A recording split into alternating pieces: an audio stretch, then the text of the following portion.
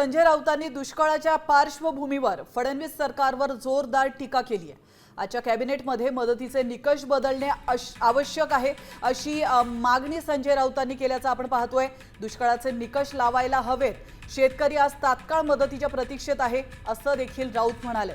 तर संजय राऊतांनी नाकाने कांदे सोलू नये, उद्धव ठाकरेंकडून शेतकऱ्यांना दमडीचीही मदत मिळाली नाहीये असा पलटवार भाजपचे प्रवक्ते नवनाथ बन यांनी केला आहे।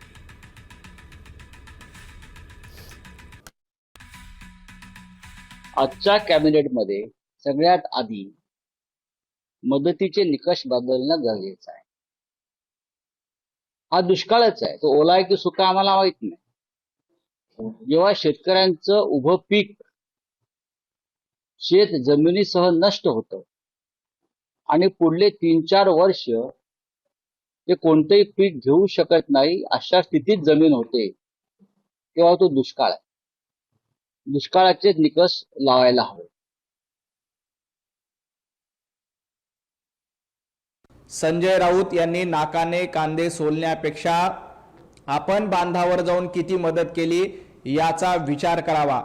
उद्धवजी ठाकरे बांधावर गेले होते, परंतु त्यांना फक्त कोरडे उमाळे दाटून आले।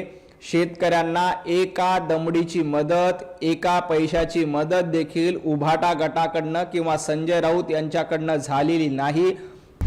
आता isakal.com आहे देशातील नंबर 1 ची मराठी न्यूज वेबसाईट। प्रत्येक अपडेटसाठी isakal.com ला नक्की भेट द्या।